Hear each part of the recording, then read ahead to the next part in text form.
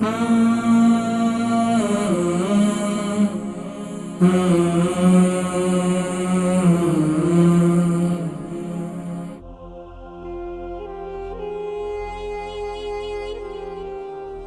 حضرات کرام، اللہ تبارک و تعالیٰ کی دی ہوئی نعمتوں کو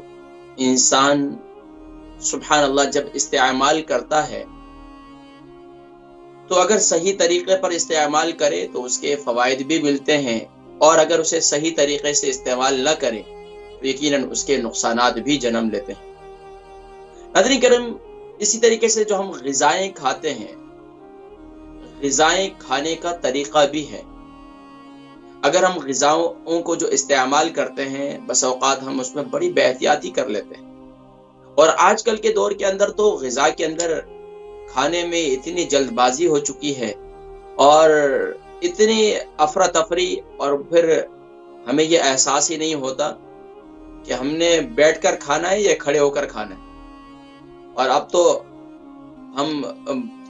کیونکہ پیسے والے ہو چکے ہیں، مال و دولت آ چکی ہے، تو ہمارے ہاں بیٹھ کر کھانا جو ہے یہ ایک معیوب سمجھا جاتا ہے۔ خاص طور پر آپ دیکھ لیں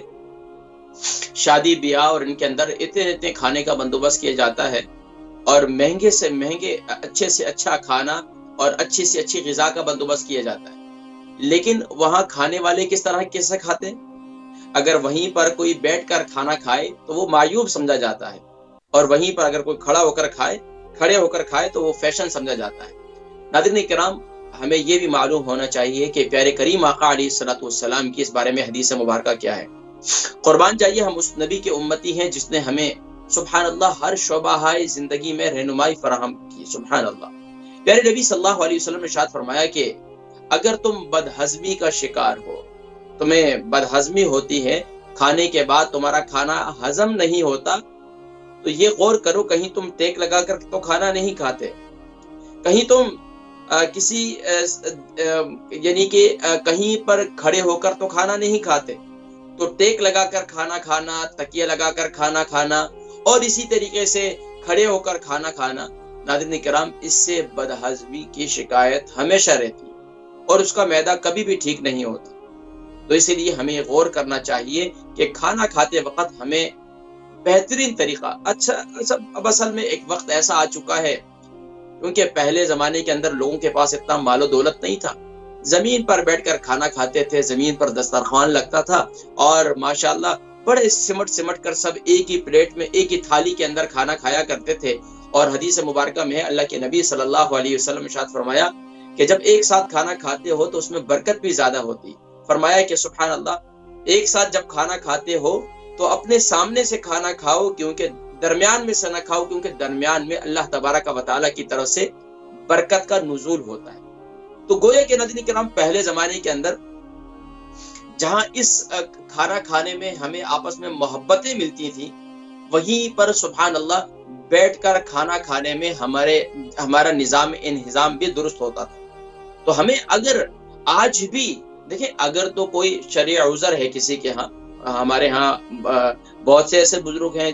بڑے ہیں، جو بیٹھ کر زمین پر بیٹھ کر کھانا نہیں کھا سکتے، تو کوئی بات نہیں،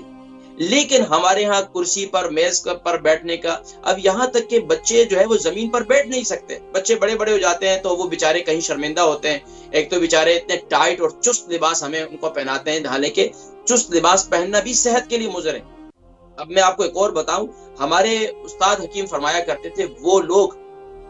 جن کا معدہ ہمیشہ خراب رہتا ہے تو انہیں دیکھنا چاہیے کہ ان کا زاربند، یعنی جسے پہلے زمانے میں ناڑا کہتے تھے، تو اب تو بیلٹ ہو چکی ہے، پینٹ کے اندر پینٹ پتلون بہت زیادہ لوگ پہنتے ہیں، کوئی مذاقے کی بات نہیں، ہر کھلا ڈولا لباس آپ پہنتے ہیں، اس میں کوئی مذاقے کی بات نہیں ہے، لیکن جب آپ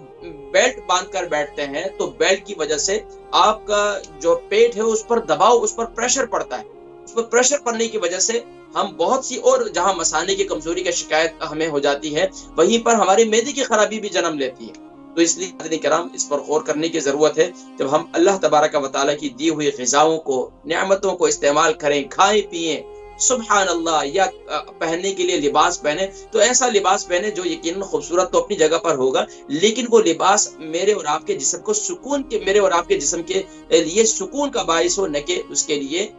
اتنا مہنگا ترین لباس پہننے کے باوجود بھی اگر آپ نے اتنی مہنگی پینٹ کی جو ہے وہ خریدنے کے باوجود بھی اگر آپ کا معدہ ہی اس سے خراب رہے تو ناظرین کرام پھر اس کا کیا فائدہ؟ تو اس لیے یہ تھوڑی سی توجہ دلانا میں ضروری سمجھتا تھا